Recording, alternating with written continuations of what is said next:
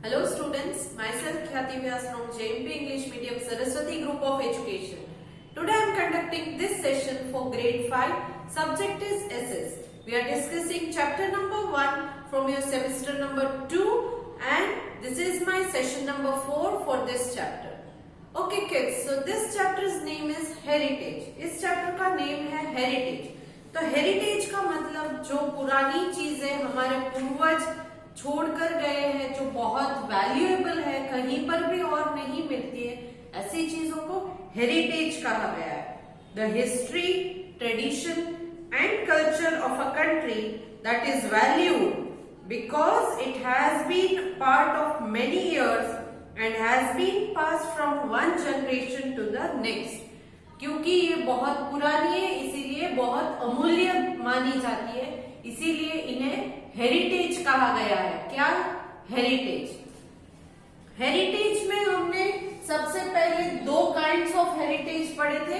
एक था natural heritage और एक है cultural heritage. Natural heritage means what? Natural heritage are those things which are found in a particular place that is naturally. किसी भी particular place पर naturally अगर कोई चीज पाई जाती है तो उसे नेचुरल हेरिटेज कहा जाता है. फॉर एग्जाम्पल इंडिया के नेचुरल हेरिटेज में क्या आएगा? इंडिया में बहुत सारे लैंड फॉर्म्स है. कितने लैंड फॉर्म्स है? Northern mountains, northern plains, great Indian desert, ये सारा आपने ऑलरेडी पढ़ा है. तो इंडिया एक ऐसी कंट्री है जिसमें अलग अलग किस्म की लैंड फॉर्म्स है, तो ये नेचुरल हेरिटेज है. इंडिया में अलग अलग लैंग्वेजेस है, ये नेचुरल है? नो, ये हमने बनाई है, तो ये हमारा नेचुरल में नहीं आता है. बट इंडिया में बहुत सारी वाइल्ड लाइफ है, करेक्ट? अलग अलग किस्म के जंगली प्राणी जिसको वाइल्ड लाइफ बोलते हैं, तो इसीलिए वो नेचुरल हेरिटेज माना जाता है, क्योंकि वो हमने प्लेस नहीं किए, वो बाय नेचर यहीं पर थे, तो वो है नेचुरल हेरिटेज. देन फॉरेस्ट बहुत सारे इंडिया में, तो वो भी एक नेचुरल हेरिटेज है. तो these are all natural heritage. दूसरा था कल्चरल हेरिटेज. कल्चरल हेरिटेज में क्या आएगा? तो अलग अलग बिल्डिंग्स, कॉइन्स, मॉन्यूमेंट्स. मॉन्यूमेंट्स मतलब पुराने बिल्डिंग्स को मॉन्यूमेंट्स कहते हैं. देन प्लेसेस ऑफ वर्शिप, मतलब के बहुत पुराने मंदिर भी बहुत सारे, मस्जिद है, पुराने जमाने के चर्चेस है, तो ये हमारे कल्चरल हेरिटेज में आता है. लिटरेचर, हमारे यहाँ बहुत सारे पुराण ग्रंथ, वेद, उपनिषद, ये सारी बुक्स भी है, तो ये भी हमारा कल्चरल हेरिटेज है, जिनमें हमें अपने कल्चर के बारे में बहुत सारी इंफॉर्मेशन मिलती है. देन आर्किटेक्चर, जो इंडिया का आर्किटेक्चर है उसके बारे में हमने इस चैप्टर में पढ़ा था. आर्किटेक्चर के बारे में, आर्किटेक्चर में हमने बहुत सारे ऐसे जगह के बारे में डिस्कस किया और उनके फोटोज भी मैंने आपके साथ शेयर किए कि जो ये सारे जो है वो हमारे हेरिटेज माने जाते हैं, क्योंकि ये हमारे यहाँ जितने हैं, जितने सुंदर है, वो दुनिया में कहीं भी नहीं मिलते हैं ऐसे सारे मॉन्यूमेंट्स. इनमें हमने शालीमार बाग, निशात बाग, जो शालीमार बाग जो है वो श्रीनगर में है, निशात बाग भी श्रीनगर. शालीमार बाग को जहांगीर ने अपनी वाइफ नूरजहां के लिए बनाया था और निशात बाग को नूरजहां के भाई आसफ खान ने बनाया था. शालीमार बाग में टेरेसेस के बारे में मैंने आपको एक्सप्लेन किया, निशात बाग के टेरेसेस के बारे में एक्सप्लेन किया. शालीमार बाग में 4 टेरेस थे, निशात बाग में 12 टेरेस थे. Then we also learned regarding different monuments found in Delhi, that is Red Fort, Qutub Minar, Hauz Khas. Red Fort को लाल किला भी कहा जाता है. Then कुतुब मीनार के ही कॉम्प्लेक्स में, उसी प्रीमाइसेस में एक आयरन पिलर भी है, आयरन पिलर इन दिल्ली. तो ये भी एक खास देखने लायक चीज है, ये भी एक हेरिटेज है. Then we talked about Taj Mahal which is in Agra, जिसको शाहजहां ने अपनी वाइफ मुमताज महल के याद में बनाया था. तो ये भी हमने ऑलरेडी फोटो शेयर करके आपको दिखाया था. Then we talked about Akbar's tomb. Akbar राजा जब गुजर गए तो उनको जहां पर दफनाया गया, उनकी टॉम्ब जहां पर बनाई गई वो है सिकंदरा नियर आगरा, वहां पर अकबर्स टॉम्ब है। Then we talked about Mandu fort and Gwalior fort जो मध्य प्रदेश में है। देन शिवनेरी फोर्ट जो महाराष्ट्र में है। इनके सारे फोटोज भी हमने शेयर किए थे। आई होप आपको मजा आया होगा उनको देखकर। Then we talked about different temples और उन टेम्पल्स में हमने मदुरई मीनाक्षी टेम्पल या तो Meenakshi temple which is at Madurai, इसके बारे में, मदुरई तमिलनाडु में है तो वहां पर मीनाक्षी टेम्पल जो है वो बहुत फेमस है। ये मीनाक्षी टेम्पल गॉडेस पार्वती का है, शिव एंड पार्वती। तो ये मीनाक्षी टेम्पल मदुरई तमिलनाडु में है। Then we talked about sun temple at Konark in Odisha. Sun temple Konark Odisha में, जो मैंने आपको बताया था कि रथ के आकार में है पूरा का पूरा टेम्पल, जैसे किसी का रथ चला जा रहा हो इस तरह से। उसके व्हील्स के बारे में बताया था, उसमें कितने घोड़े हैं इसके बारे में बताया था, correct. Then we talked about Sanchi Stupa, Buddha लोगों का, बुद्धिस्ट का Sanchi stupa which is at Sanchi. Then उसके जो गेट्स है उसको तोरणास कहते हैं, तोरणस या तोरणास कहते हैं, इसके बारे में बताया था। In today's session, we will learn regarding the painting and artifacts of our cultural heritage. हमारे कल्चरल हेरिटेज में पेंटिंग्स मतलब क्या? आपको ऑलरेडी पता है कि early human beings natural colours को यूज करके केव पेंटिंग करते थे। तो इंडिया में भी ऐसे पेंटिंग्स, पुराने पेंटिंग्स बहुत है। सिर्फ अर्ली ह्यूमन से रिलेटेड नहीं, उसके बाद के भी पेंटिंग्स बहुत है। तो ये भी हमारे हेरिटेज में ही माने जाते हैं। So now let us start today's session with paintings. The traditional paintings in India are the main of two types, wall painting and miniature painting. Traditional paintings में इंडिया में दो अलग अलग टाइप्स है। एक है वॉल पेंटिंग जो दीवार पर करते हैं और एक है मिनिएचर पेंटिंग। मिनिएचर पेंटिंग का मतलब क्या है ये हम आगे देखते हैं। Wall painting and miniature painting, ये दो किस्म के पेंटिंग्स इंडिया में हैं, इसके बारे में आपको याद रखना है। Next, Ajanta cave painting. Cave मतलब गुफा। अजंता केव पेंटिंग बहुत फेमस है इंडिया में। Ajanta cave painting are the best example of wall painting, क्योंकि ये केव पेंटिंग है तो केव की वॉल्स के ऊपर पेंट किया हुआ है। The 29 caves have the most amazing treasures and the world. So, world में सबसे सुंदर पेंटिंग्स यहाँ पर अजंता में 29 केव्स में पाए गए हैं। आप अगर देखना चाहो तो जा सकते हो। The walls of the caves are full of colorful painting depicting the life and the teaching of Buddha. तो ये अजंता पेंटिंग में बुद्ध भगवान के जो टीचिंग्स हैं उसके बारे में और बुद्ध भगवान की लाइफ के बारे में सारी चीजें पेंट करके हमें समझाने की कोशिश की गई है। कितनी गुफा है? 29 केव्स। और ये अजंता के बारे में बात कर रही हूँ, Ajanta cave paintings.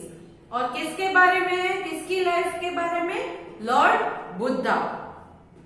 The best example of miniature paintings are the Rajasthani and Pahari paintings. Miniature paintings मतलब छोटे वाले जो होते हैं वो मिनिएचर पेंटिंग कहा जाता है इसे, बराबर।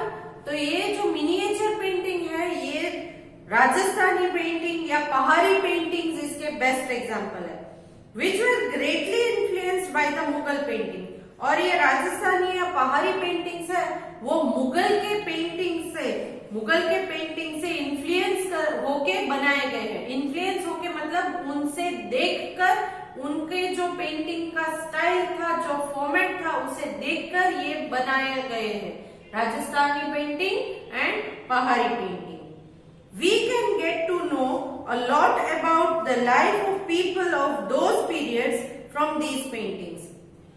तो पुराने जमाने के राजा महाराजा के जमाने की बात कर रहे हैं तो उस जमाने के लोग किस तरह से रहते थे और क्या करते थे उसके बारे में सारी इंफॉर्मेशन इन पेंटिंग से आपको मिलती है, क्योंकि ये लोग जो है वो उस टाइम के रियलिटी जो लाइफ रहते थे उस टाइप के ही पेंटिंग किए जाते थे। वो किन चीजों में खाना पकाते थे, कैसे खाना पकाते थे, सीन क्या होता था, इस तरह की पेंटिंग सारी बनाई जाती है। Also the cave paintings at Bhimbetka, some of which date back to more than 30,000 years, depict the life of people living in those times. कुछ केव पेंटिंग्स जो है वो भीमबेटका में है। भीमबेटका, ये भीमबेटका में जो पेंटिंग्स है उनमें कुछ पेंटिंग्स तो ऐसी है जो 30,000 ईयर्स के पहले की है।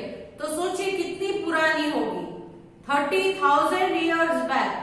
तो उस पेंटिंग में 30,000 ईयर्स के पहले लोग क्या करते थे, कैसे रहते थे, उसके बारे में भी आपको इंफॉर्मेशन मिलेगी उन पेंटिंग्स को देखकर। आप यहाँ पर कभी कभी अपना घर के पेंटिंग बनाते हो तो देन इन फ्यूचर अगर आप किसी और घर में रहते हो तो उस पेंटिंग को देख के आपको पता चलेगा कि पुराना वाला आपका घर कैसा था। करेक्ट। कभी कभी आप में से कुछ बच्चे बहुत एकदम मस्त पेंटिंग बनाते हैं जो एग्जैक्टली अगर आप अपनी मम्मा का या पापा का पेंटिंग बनाओ तो एकदम फोटो जैसा दिखे। करेक्ट। तो कुछ साल बाद जब आपके मम्मा पापा या ओल्ड हो जाएंगे तो वो पेंटिंग्स देखकर समझ जाएंगे कि अच्छा पहले मैं ऐसे दिखता था, कितना सुंदर है। करेक्ट। तो इस तरह से natural dyes and colours were used in these paintings as well as the Ajanta cave painting. Natural dyes और कलर्स को यूज करके, क्योंकि उस जमाने में केमिकल से बनाए हुए कलर्स नहीं थे तो नेचुरल कलर्स को ही यूज किया जाता था। पत्ते हैं तो पत्तों को घिसकर ग्रीन कलर बनाते थे, मिट्टी है तो मिट्टी से रेड या ब्राउन कलर बन जाता था, रेड कलर का फ्लावर लेके रेड कलर या पिंक कलर बनाते थे। तो नेचुरल कलर्स जो भी अवेलेबल थे उसी से इन पेंटिंग्स को बनाया गया है, इसके भीमबेटका के पेंटिंग में और अजंता केव पेंटिंग्स में। These colors were used so that they become a part of the surface and would not peel off or decay easily. In colours को इस तरह से यूज किया गया था कि कितने भी साल हो जाए वो कलर्स उसके कलर्स फेड नहीं होंगे। फेड मतलब लाइट नहीं हो जाएंगे और दूसरी चीज निकल नहीं जाएंगे। करेक्ट। कभी कभी आप पेंटिंग करते हो तो पानी अगर उसके ऊपर गिर जाए तो वो पेंट निकल जाता है। करेक्ट। मगर ये इस तरह से उन्होंने बनाए हैं कि they will not gate peeled of. Peeled of मतलब निकल नहीं जाएगा और डीके इजीली। डीके मतलब कलर धीरे धीरे धीरे पुराना होते होते एकदम लाइट होके गायब हो जाएगा, ऐसा भी नहीं होता है। तो सोचिए क्या किया होगा। करेक्ट। कितने वो स्किलफुल पीपल रहे होंगे कि उनको ये सब चीजें आती थी उतने पुराने जमाने में भी। ये भीमबेटका का हम अगर बात करें तो 30,000 years back the people they were so skillful that they did it in such a way that the color did not fade off या peel off. Now next talking about artifacts. अब हम आर्टिफैक्ट्स के बारे में बात करेंगे। Artefacts मतलब art and craft की जो चीजें वो लोग बनाते थे, चाहे वो क्ले से हो या किसी और चीज से, उसके बारे में। Terracotta art was one of the easiest form of art. Terracotta art, terracotta already आपको पता है रेडिश ब्राउन क्ले होती है, उससे जो चीजें बनाते हैं तो वो टेराकोटा आर्ट होता है। टेराकोटा आर्ट उस जमाने सबसे फेमस माना जाता था। Terracotta figures remind us of the Harappan ruins. Terracotta सुनते ही हड़प्पा के बारे में हमें याद आ जाता है। हड़प्पा रूइंस मतलब हड़प्पन लोगों की जो चीजें जो हमें थोड़ी बहुत टूटी फूटी ऐसी मिली है तो उसके बारे में याद आ जाता है टेराकोटा सुनते ही। It is used to make figurines, sculptures and plates. अलग अलग पुतले बनाने में, स्कल्पचर्स बनाने में, मूर्तियां बनाने में। एंड प्लेट, प्लेट मतलब क्या है? A flat piece of stone, metal and so on, usually with the name of the date on attached to the wall in memory of a person or an event. मतलब किसी metal के ऊपर, पत्थर के ऊपर या किसी फ्लैट पीस के ऊपर किसी का नाम लिखा गया है, कोई इवेंट लिखा गया है, फिर उसे अगर वॉल में हम लगा दें कि ये इसकी याद में हमने बनाया है, तो उसे हम क्या कहेंगे? प्लेक्स। Plaques clear? आपने कहीं पर अगर किसी के मैरिज के लिए किसी हॉल में गए हो या कभी कभी कोई बड़ा बिल्डिंग है, कोई मंदिर है, तो वहां पर भी वॉल में आपने पत्थर अंदर जड़ा हुआ देखा होगा, उस पत्थर में लिखा होता है इन द मेमोरी ऑफ, इस इन लोगों की यादी में, देखा है ना? तो उसे क्या कहते हैं? Plaques. Plaques. In Bengal and Odisha, terracotta or brickwork is seen in many places. Bengal and Odisha में टेराकोटा वर्क आज भी आप बहुत देख सकते हो। This form was practiced in Bengal through easily medieval or modern period या modern time। ये जो है बंगाल में मिडिवल एंड मॉडर्न दोनों टाइम में प्रैक्टिस अभी भी करते ही है लोग, मतलब आज भी टेराकोटा से चीजें बनाते ही हैं। पहले से बनाते थे, मिडिवल पीरियड में, मॉडर्न पीरियड में भी बनाते हैं। Clear? Coins and sculptures are also an interesting part of heritage.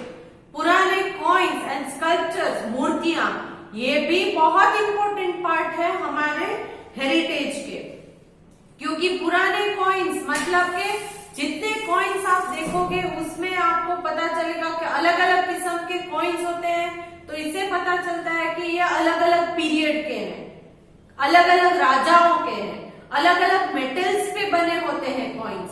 कभी कभी पहले कॉइन्स सोने के होते थे, फिर कॉपर के होने लगे, तो जैसे जैसे टाइम बदलता गया, पीरियड चेंज होता गया, तो कॉइन्स के मेटल जो यूज होते थे वो भी चेंज होते गए। देन स्कल्पचर्स, जो मूर्तियां हैं, तो उसकी मूर्तियों की किस टाइप की मूर्तियां बनाई गई है, सिंपल है या डेकोरेटिव है, उनको देखकर उस टाइम के जो मूर्तिकार होते थे, स्कल्पचर्स होते थे, तो वो कितने स्किलफुल थे, इसके बारे में भी आपको जानकारी मिलेगी। Old coins were made of gold and silver and carved with king's name or symbol। बहुत पुराने जमाने में जब इंडिया बहुत रिच हुआ करता था, तब के जमाने के राजा महाराजा जो करेंसी यूज करते थे वो थे गोल्ड या सिल्वर के कॉइन्स के ऊपर, और इन कॉइन्स के ऊपर जो भी राजा हो उनका नाम लिखा जाता था, किंग्स नेम एंड सिंबल, और उस राज्य का सिंबल भी उस पर एनग्रेव किया जाता था कॉइन के ऊपर। तो आप अगर किसी कॉइन को देखो तो उसमें वो किस पीरियड का है वो अगर पता करना है तो कॉइन के ऊपर उस राजा का नाम या उसका सिंबल मिलेगा। Clear? Some of the easiest earliest gold coins are from the Gupta period. Earliest gold coins जो है, earliest gold coins Gupta period से हमें मिले हैं। सो गुप्तास का जो पीरियड था उस टाइम में कौन से कॉइन्स यूज करते थे, किस राजा के कॉइन्स थे, क्या उनका सिंबल था, इसके बारे में जानकारी वहां से आपको मिलेगी उन कॉइन्स से। Now we have rich heritage, तो इसलिए बहुत सारे बिल्डिंग्स है, मॉन्यूमेंट्स है, बहुत सारी चीजें ऐसी हैं हिंदुस्तान में कि जिसकी वजह से हिंदुस्तान का हेरिटेज बहुत पुराना एंड बहुत वैल्यूएबल, रिच माना जाता है। So we have rich heritage. ये सारी चीजें जो है हमारे हेरिटेज में आती है, चाहे वो नेचुरल हेरिटेज हो, कल्चरल हेरिटेज हो, हमारा आर्ट, आर्किटेक्चर, पेंटिंग्स, आर्टिफैक्ट, ये सारी चीजें हमारी हेरिटेज में आती है। ये सारी चीजें हमारे हेरिटेज में आती है क्योंकि ये दुनिया में कहीं पर भी और इस तरह की हेरिटेज नहीं है, होती है मगर कम है। सॉरी, तो इंडिया में बहुत रिच हेरिटेज है। We need to create more awareness about preserving our heritage. तो हमें अब क्या करना है? As a citizen, as a responsible citizen, ये ध्यान रखना है कि अब इन हेरिटेज जो पुराने जमाने से लोग प्रिजर्व करते आए हैं, आगे भी हम इन्हें प्रिजर्व करके रखें, बचा कर रखें। इन्हें डिस्ट्रॉय नहीं करना है, खराब नहीं करना है, बिगड़ने से बचाना है, तो इसे प्रिजर्व करना है। Preserving means the act of keeping something in its original states और गुड कंडीशन। किसी भी चीज को उसकी ओरिजिनल स्टेट या सारी अच्छी कंडीशन में रखने को प्रिजर्व करना कहते हैं। अगर मैंने आपको बुक दी है, अपनी बुक पढ़ने के लिए, तो ये आपकी रेस्पॉन्सिबिलिटी है, तो वो बुक जब तक आप मुझे रिटर्न नहीं करते हो तब तक वो फट ना जाए, उसके पेज बेंड ना हो जाए, उस पे कोई लाइन स्क्रिबलिंग ना आ जाए, ये प्रिजर्व करना कहते हैं। तो ये जो हमारे हेरिटेज हैं, ये तो कितने पुराने हैं, तो इन्हें भी प्रिजर्व करना बहुत जरूरी है। ये हमारी ड्यूटी है, ये हमारी रिस्पॉन्सिबिलिटी है, क्योंकि अगर ये हेरिटेज को हम खराब कर देंगे तो क्या होगा, आगे की जनरेशन को इन हेरिटेज को देखना नसीब में नहीं होगा। आप कहीं भी घूमने जाते हो तो वॉल्स पर स्क्रिबल करने लगते हो, या ऐसे पैर लगाकर दीवार के ऊपर खड़े हो जाते हो, तो इस तरह से करने से क्या होगा, वो दीवार खराब हो जाएगी। कहीं पर भी अपनी याद में पत्थर पे नाम लिखना शुरू कर देते हो, तो उससे क्या होगा, वो दीवार खराब हो जाएगी, वो पत्थर खराब हो जाएगा। तो ऐसा करने से हमारा हेरिटेज जो है उसे हम नुकसान पहुंचा रहे हैं, तो ये नहीं करना है, बल्कि उसे बचाना है। कहीं पर भी आप स्पिट करते हो, थूकते हो, तो वो भी नहीं करना है। और अगर कोई और कर रहा है तो उन्हें भी शांति से, प्यार से समझाना चाहिए कि भाई ये हमारा हेरिटेज माना जाता है, फॉरेन कंट्रीज से भी लोग इसे देखने के लिए आते हैं, तो आप इसे खराब मत कीजिए, क्योंकि ये हमारा हेरिटेज है, ये हमारी रिस्पॉन्सिबिलिटी है। Clear? For that we need to feel proud of these treasures. Treasures मतलब खजाने। ये जो हेरिटेज है, ये एक तरह का खजाना है जो हमारे पास है, इंडियंस के पास है, तो इसके बारे में हमें प्राउड फील करना चाहिए कि भाई हमारे पास तो इतना हेरिटेज है। करेक्ट? क्योंकि बहुत सारा है। And take care of them so that the future generation can have opportunity to see them. क्यों इन्हें प्रिजर्व करना चाहिए? क्यों? क्योंकि इस तरह से हम कंफर्म कर सके कि हमारे बाद की जो जनरेशन आएगी, हमारे जो बच्चे आएंगे, हमारे छोटे भाई बहन बड़े होंगे, तो उनको भी ये देखना नसीब में हो। तो इसीलिए इन्हें प्रिजर्व करना चाहिए। सारी की सारी हेरिटेजेस एक खजाने जैसी होती है, ट्रेजर जैसी होती है, तो हमें इन्हें खराब नहीं करना चाहिए, इन्हें संभल कर रखना चाहिए। We have to preserve them. So here we come to the end of this chapter and end of this session also. इस चैप्टर को मैंने पूरी तरह से यहाँ पर एक्सप्लेन कर दिया है। इस चैप्टर में हमने हेरिटेज क्या है, कितनी टाइप्स के हेरिटेज है, natural heritage, cultural heritage, then architecture के अंदर हमने अलग अलग मॉन्यूमेंट्स के बारे में, टेम्पल्स के बारे में जानकारी प्राप्त की, पेंटिंग्स के बारे में आज के सेशन में मैंने एक्सप्लेन किया, अजंता केव्स के बारे में, देन भीमबेटका के केव्स पेंटिंग, वॉल पेंटिंग्स के बारे में, मिनिएचर पेंटिंग जो राजस्थानी एंड पहाड़ी मिनिएचर पेंटिंग फेमस है उसके बारे में मैंने आपको समझाया। देन आर्टिफैक्ट्स मतलब अलग अलग आर्ट एंड क्राफ्ट की चीजों के बारे में जो हमारे हेरिटेज में, उसके बारे में भी एक्सप्लेन कर दिया। नाउ नेक्स्ट सेशन हम इस चैप्टर की एक्सरसाइज को यहाँ पर सॉल्व करेंगे, बट उससे पहले आपको इस सेशन के बारे में पूरा टेक्स्ट बुक में से रीड करना है। You have to go through the text book and read the chapter so that when we solve the exercise it will be easier for you to give the answers, to identify the correct answers. Correct? Now along with this session I am sending a PDF that is worksheet fill in the blanks based. In the bracket you are already given the answers. You just have to select correct answers from the blank and write them in the blanks given below. Hope you will do all the answers, write all the answers correctly. Okay? If you are finding difficulty, go through the textbook. You will also find the answers in your textbook. And I hope कि ये जो worksheets मैं आपको दे रही हूँ, इन worksheets को भी आप प्रिजर्व कर रहे हो, क्योंकि from the exam point of view these worksheets are important. इन वर्कशीट्स में जो ब्लैंक्स है वो शायद एग्जाम में fill in the blanks form, match the following form, true और फॉल्स के फॉर्म में भी हम पूछ सकते हैं। तो इन वर्कशीट्स को ध्यान से प्रिजर्व करके संभल कर रखिएगा। क्लियर? तो hope so see you good in next session. Bye.